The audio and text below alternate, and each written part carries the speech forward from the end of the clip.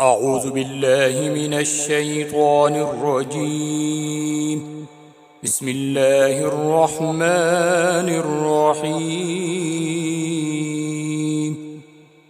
الحمد لله الذي أنزل على عبده الكتاب ولم يجعل له عوجا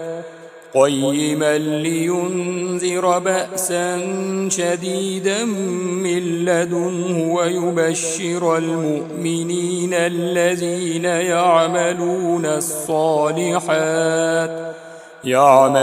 الصالحات أن لهم أجرا حسنا ماكثين فيه أبدا وينذر الذين قالوا اتخذ الله ولدا ما لهم به من علم ولا لآبائهم كبرت كلمة تخرج من أفواههم إن يقولون إلا كذبا فلعلك باخع نفسك على آثارهم إن لم يؤمنوا بهذا الحديث أسفا إنا جعلنا ما على الأرض زينة لها لنبلوهم أيهم أحسن عملا وإنا لجاعلون ما عليها صعيدا جرزا أم حسبت أن أصحاب الكهف والرقيم كانوا من آياتنا عجبا إذ أوى الفتية إلى الكهف فقالوا ربنا آتنا من لدنك رحمة وهيئ لنا من أمرنا رشدا فضربنا على آذانهم في الكهف سنين عددا ثم بعثناهم لنعلم أي الحزبين أحصى لما لبثوا أمدا نحن نقص عليك نبأهم بالحق إنهم فتية آمنوا بربهم وزدناهم هدى وربطنا على قلوبهم إذ قاموا فقالوا ربنا رب السماوات والأرض لن ندعو من دونه إلها لقد قلنا إذا شططا هؤلاء قومنا اتخذوا من دونه آلهة لولا يأتون عليهم بسلطان بين فمن أظلم ممن افترى على الله كذبا وإذ اعتزلتموهم وما يعبدون إلا الله فأووا إلى الكهف ينشر لكم ربكم من رحمته ويهيئ لكم من أمركم مرفقا وترى الشمس إذا طلعت تزاور عن كهفهم ذات اليمين وإذا غربت تقرضهم ذات الشمال وهم في فجوة منه ذلك من آيات الله من يهد الله فهو المهتد ومن يضلل فلن تجد له وليا مرشدا وتحسبهم أيقاظا وهم رقود ونقلبهم ذات اليمين وذات الشمال وكلبهم باسط ذراعيه بالوصيد لو اطلعت عليهم لوليت منهم فرارا ولملئت منهم رعبا وكذلك بعثناهم ليتساءلوا بينهم قال قائل منهم كم لبثتم قالوا لبثنا يوما أو بعض يوم قالوا ربكم أعلم بما لبثتم فابعثوا أحدكم بورقكم هذه إلى المدينة فلينظر أيها أزكى طعاما فليأتكم برزق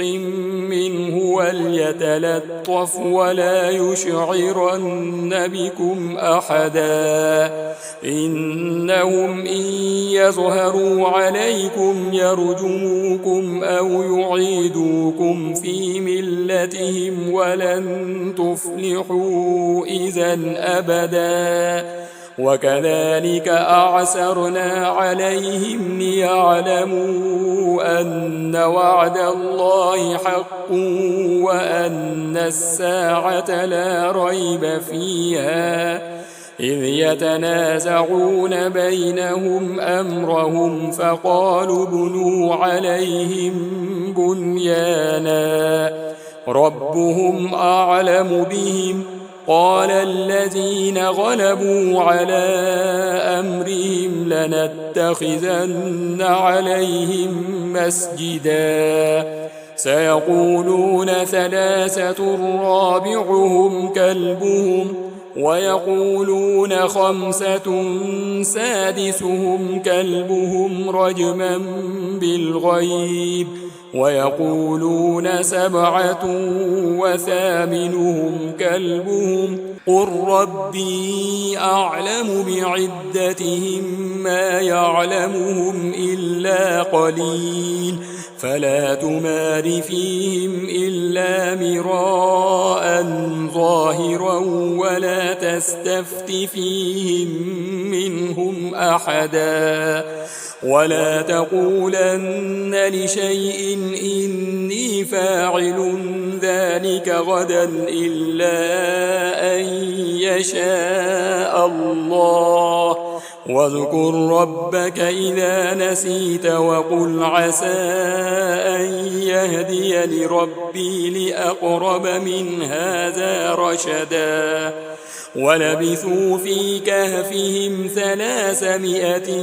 سنين وازدادوا 9 قل الله أعلم بما لبثوا له غيب السماوات والأرض أبصر به وأسمع ما لهم من دونه من ولي ولا يشرك في حكمه أحدا واتل ما أوحي إليك من كتاب ربك لا مبدل لكلماته ولن تجد من دونه ملتحدا واصبر نفسك مع الذين يدعون ربهم بالغداة والعشي يريدون وجهه ولا تعد عيناك عنهم تريد زينة الحياة الدنيا ولا تطع من أغفلنا قلبه عن ذكرنا واتبع هواه وكان أمره فرطا وقل الحق من ربكم فمن شاء فليؤمن ومن شاء فليكفر إنا أعتدنا للظالمين نارا أحاط بهم سرادقها وإن يستغيثوا يغاثوا بماء كالمهل يشوي الوجوه بئس الشراب وساءت مرتفقا إن الذين آمنوا وعملوا الصالحات إنا لا نضيع أجر من أحسن عملا أولئك لهم جنات عدن تجري من تحتهم الأنهار يحلون فيها من أساور من ذهب ويلبسون ثيابا خضرا من سندس واستبرق متكئين فيها على الأرائك نعم الثواب وحسنت مرتفقا. واضرب لهم مثل الرجلين جعلنا لأحدهما جنتين من أعناب وحففناهما بنخل وجعلنا بينهما زرعا كلتا الجنتين آتت أكلها ولم تظلم منه شيئا وفجرنا خلالهما نهرا وكان له ثمر فقال لصاحبه وهو يحاوره أنا أكثر منك مالا وأعز نفرا. ودخل جنته وهو ظالم لنفسه قال ما أظن أن تبيد هذه أبدا وما أظن الساعة قائمة ولئن رددت إلى ربي لأجدن خيرا منها منقلبا. قال له صاحبه وهو يحاوره أكفرت بالذي خلقك من تراب ثم من نطفة ثم سواك رجلا لكن هو الله ربي ولا أشرك بربي أحدا. ولولا إذ دخلت جنتك قلت ما شاء الله لا قوة إلا بالله إن ترني أنا أقل منك مالا وولدا فعسى ربي أن يؤتيني خيرا من جنتك ويرسل عليها حسبانا من السماء فتصبح صعيدا زلقا أو يصبح ماؤها غورا فلن تستطيع له طلبا. وأحيط بثمره فأصبح يقلب كفيه على ما أنفق فيها وهي خاوية على عروشها ويقول يا ليتني لم أشرك بربي أحدا. ولم تكن له فئة ينصرونه من دون الله وما كان منتصرا. هنالك الولاية لله الحق هو خير ثوابا وخير عقبا. واضرب لهم مثل الحياة الدنيا كماء أنزلناه من السماء فاختلط به نبات الأرض فأصبح هشيما تذروه الرياح وكان الله على كل شيء مقتدرا. المال والبنون زينة الحياة الدنيا والباقيات الصالحات خير عند ربك ثوابا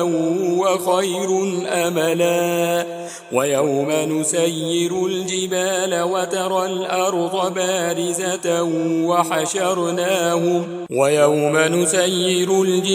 وترى الأرض بارزة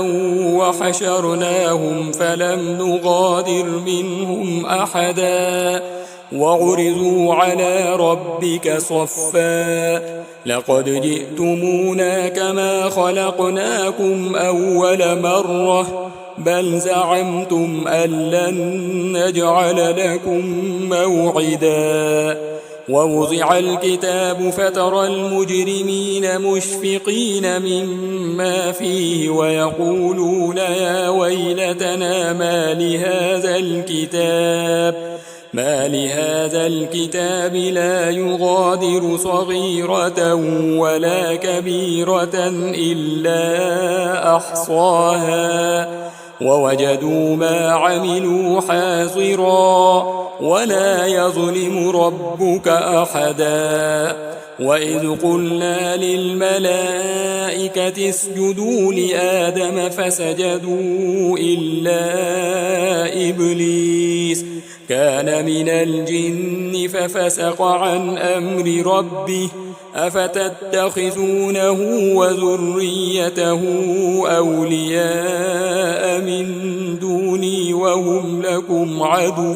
بئس للظالمين بدلا ما أشهدتهم خلق السماوات والأرض ولا خلق أنفسهم وما كنت متخذ المضلين عضدا ويوم يقول نادوا شركائي الذين زعمتم فدعوهم فلم يستجيبوا لهم وجعلنا بينهم موبقا ورأى المجرمون النار فظنوا أنهم مواقعوها ولم يجدوا عنها مصرفا ولقد صرفنا في هذا القرآن للناس من كل مثل وكان الإنسان أكثر شيء جدلا وما منع الناس أن يؤمنوا إذ جاءهم الهدى ويستغفروا ربهم إلا أن تأتيهم سنة الأولين أو يأتيهم العذاب قبلا وما نرسل المرسلين إلا مبشرين ومنذرين ويجادل الذين كفروا بالباطل ليدحضوا به الحق واتخذوا آياتي وما أنذروا هزوا ومن أظلم ممن ذكر بآيات ربه فأعرض عنها ونسي ما قدمت يداه إنا جعلنا على قلوبهم أكنة أن يفقهوه وفي آذانهم وقرا وإن تدعهم إلى الهدى فلن يهتدوا إذا أبدا وربك الغفور ذو الرحمة لو يؤاخذهم بما كسبوا لعجل لهم العذاب بل لهم موعد لن يجدوا من دونه موئلا وتلك القرى أهلكناهم لما ظلموا وجعلنا لمهلكهم موعدا وإذ قال موسى لفتاه لا أبرح حتى أبلغ مجمع البحرين أو أمضي حقبا فلما بلغا مجمع بينهما نسيا حوتهما فاتخذ سبيله في البحر سربا فلما جاوزا قال لفتاه آتنا غداءنا لقد لقينا من سفرنا هذا نصبا قال أرأيت إذ أوينا إلى الصخرة فإني نسيت الحوت وما أنسانيه إلا الشيطان أن أذكره واتخذ سبيله في البحر عجبا قال ذلك ما كنا نبغ فارتدا على آثارهما قصصا فوجدا عبدا من عبادنا آتيناه رحمة من عندنا وعلمناه من لدنا علما فوجدا عبدا من عبادنا آتيناه رحمة من عندنا وعلمناه من لدنا علما قال له موسى هل أتبعك على أن تعلمني مما علمت رشدا قال إنك لن تستطيع معي صبرا وكيف تصبر على ما لم تحط به خبرا قال ستجدني إن شاء الله صابرا ولا أعصي لك أمرا قال فإن اتبعتني فلا تسألني عن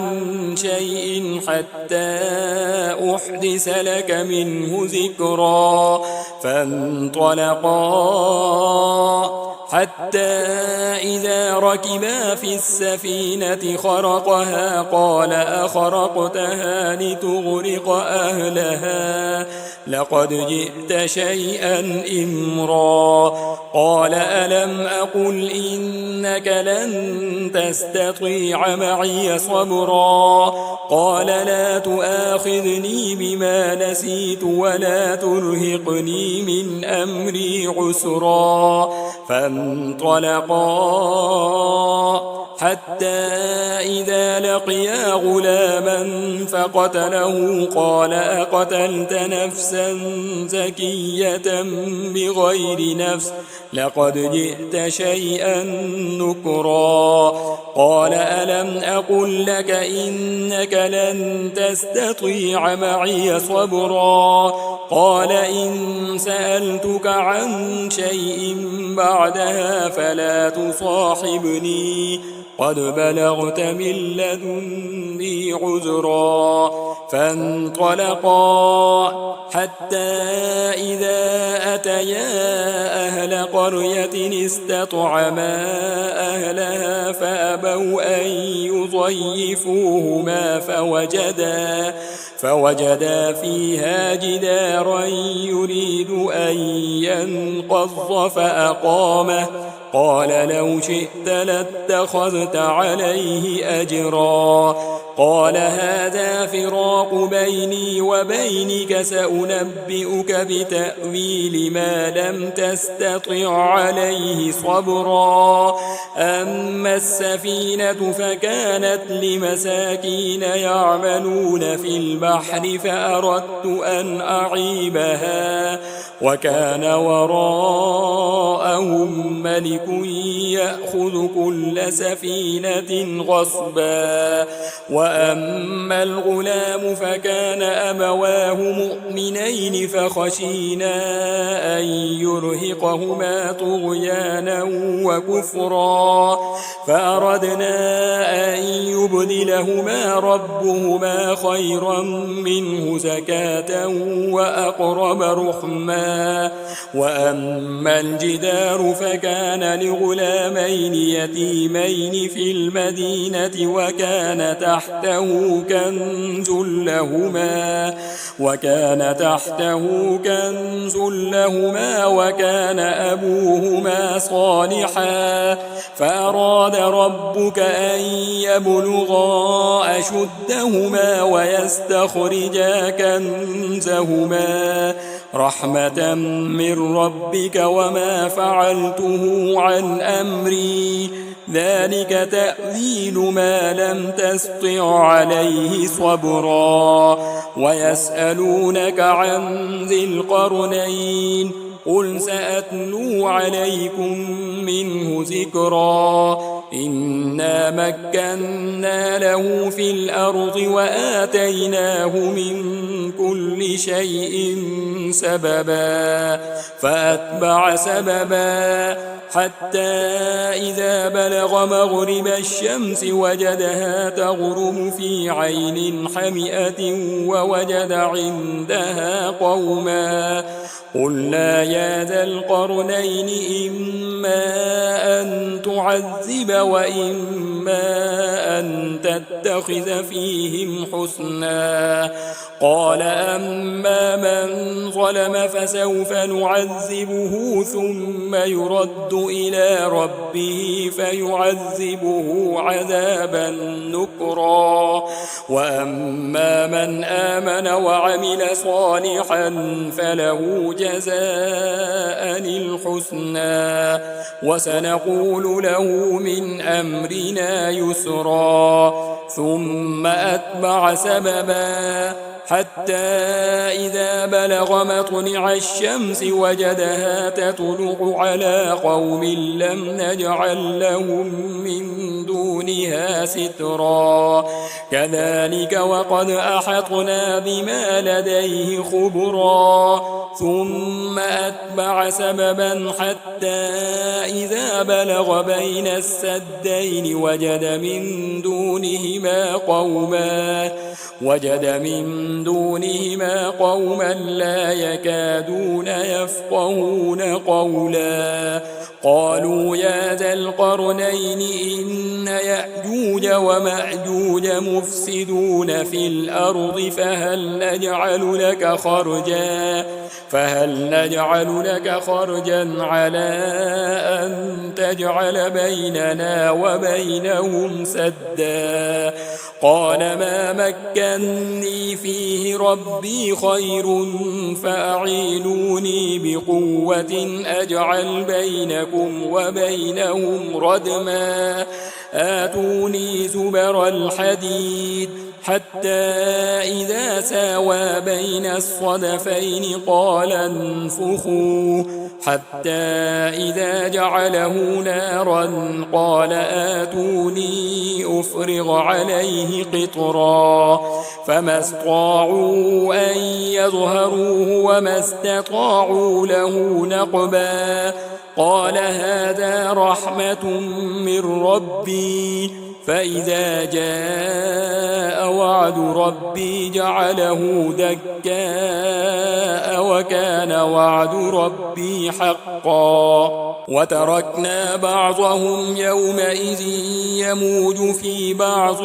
ونفخ في الصور فجمعناهم جمعا وعرضنا جهنم يومئذ للكافرين عرضا الذين كانت أعينهم في غطاء عن ذكري وكانوا لا يستطيعون سمعا أفحسب الذين كفروا أن يتخذوا عبادي من دوني أولياء إنا أعتدنا جهنم للكافرين نزلا قل هل ننبئكم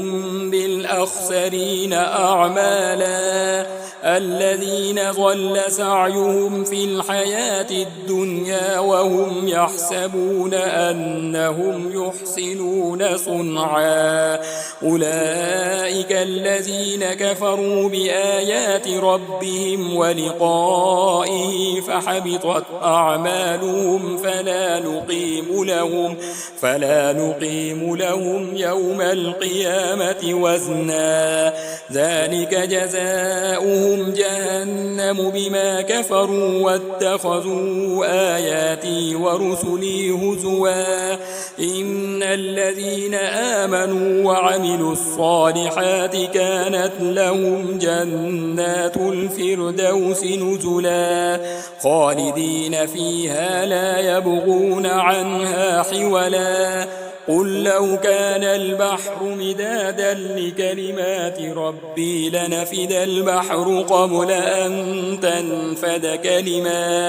كلمات ربي ولو جئنا بمثله مددا قل إنما أنا بشر مثلكم يوحى إلي أنما إلهكم